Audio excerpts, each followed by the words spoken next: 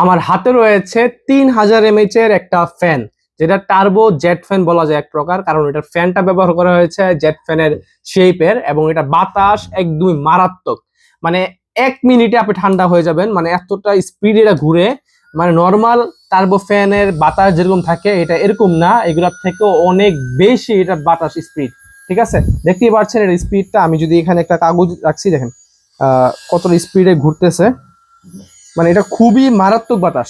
আপনার যদি বাতাস বেশি প্রয়োজন না হয়, সেক্ষেত্রে এটা 1 থেকে 100 পর্যন্ত আপনার স্পিড কম বেশি করে ব্যবহার করা যায়। ঠিক আছে, যার ফলে আপনার বাতাস কম লাগলে আপনি জাস্ট এভাবে ঘুরিয়ে ঘুরিয়ে বাতাসটা কমিয়ে নেবেন, এবং পুরো আবার যদি বাতাস বেশি লাগবে তো প্রয়োজন হবে, সেক্ষেত্রে একটা এভাবে দিবেন, এটা আবার বাতাসটা কিন্তু মানে বাড়িয়ে নিবে।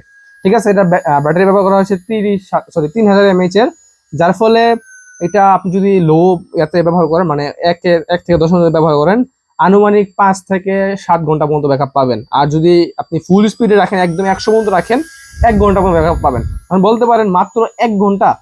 এর কারণ হচ্ছে এটা স্পিডটা ভাই খুবই বেশি, এই জন্য এটা কমে আসছে আর কি। যদি আপনি 50 রাখেন, 50 এটা এনাফ। নর্মাল টার্বো ফ্যান আপনারা যেগুলো দেখেন নর্মাল, সেগুলা এটার 30-এর যে স্পিড, ওগুলা আমার হাই স্পিডে 30 এটার। ঠিক আছে, এরকম আর কি। সো আপনি যদি চান একটু বেশি স্পিড প্রয়োজন, আপনার একটু কুলিং লুক প্রয়োজন, এবং বাতাসের কোয়ালিটি ভালো হবে, এবং লং লাস্টিং বেশি হবে, এবং আপনার দেখতেও ভালো লাগবে, বাইরে একটা হাতে করে ফ্যান নিয়ে গেলেও দেখতে ভালো লাগবে। এই সব কিছু যদি যদি আপনার মেইন প্রায়োরিটি থাকে, এগুলো দেখতে পারেন। 1500 টাকারও নিচে পাবেন এই প্রাইস থাকবে, এবং একটা বেস্ট প্রোডাক্ট পাবেন আর কি। লাগলে যোগাযোগ করবেন। আসসালামু আলাইকুম।